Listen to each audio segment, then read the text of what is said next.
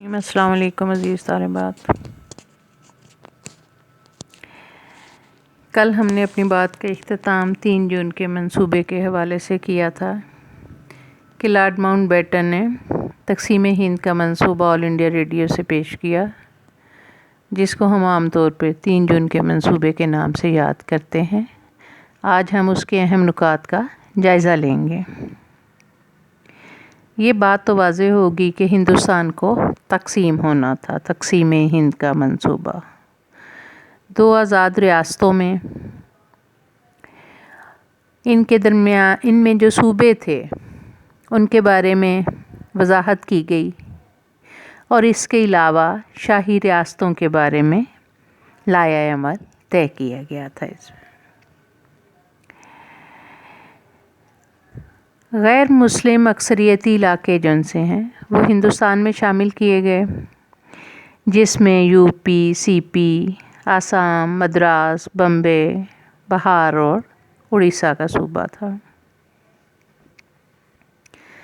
صوبہ پنجاب کے بارے میں فیصلہ کیا گیا کہ اس کو مسلمان اکثریتی علاقوں اور غیر مسلم اکثریتی علاقوں کے حوالے سے پاکستان اور ہندوستان میں شامل کیا جائے گا، اور اس کے لیے ایک کمیشن بنانے کا اعلان کیا گیا۔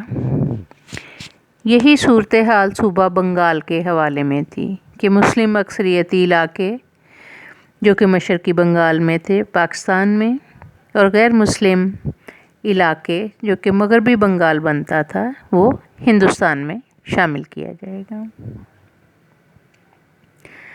صوبہ سندھ اسمبلی کے اراکین فیصلہ کریں گے کہ وہ ہندوستان میں شامل ہونا چاہتے ہیں یا پاکستان میں۔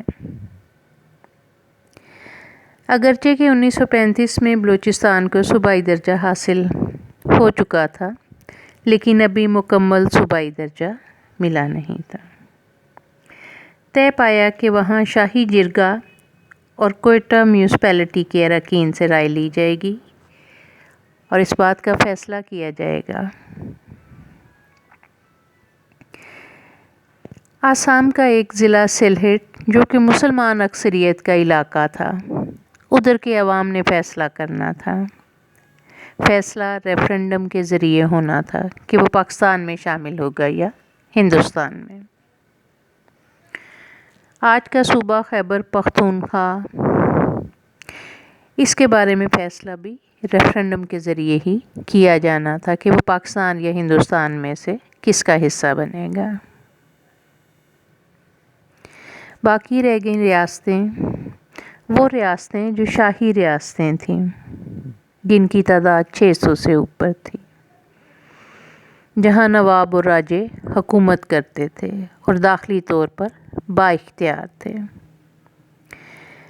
ان کو حق دیا گیا کہ وہ جس ملک کے ساتھ چاہیں الحاق کر لیں، البتہ الحاق کرتے وقت جن باتوں کو مد نظر رکھنا تھا وہ تھا ریاست کی جغرافیائی حیثیت اور عوام کی خواہشات، جس کو مد نظر رکھ کر حکمران نے فیصلہ کرنا تھا۔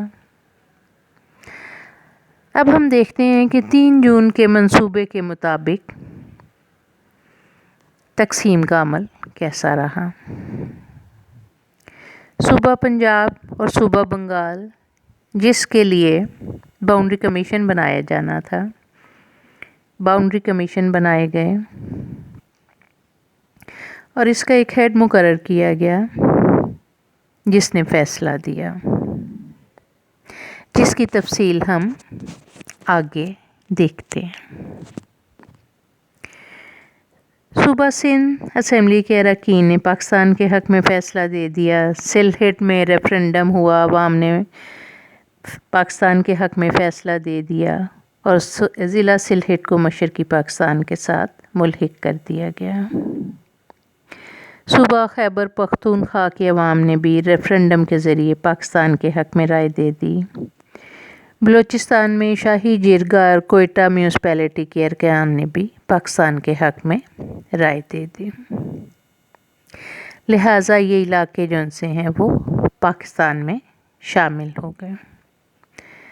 ریاستوں میں سے کئی ریاستوں نے بروقت فیصلے کر لیے کچھ ریاستوں کے فیصلے ہونا باقی تھے، جن میں بڑی ریاستوں میں اگر ہم دیکھیں تو ریاست جموں کشمیر، ریاست حیدرآباد، دکن، جوناگڑھ، منگرول، منوادر کے فیصلے تھے۔ ریاستوں کے بارے میں ہوا یہ کہ جو مسلم اقلیتی ریاستیں تھیں وہاں ہندوستان نے زبردستی قبضہ کر لیا۔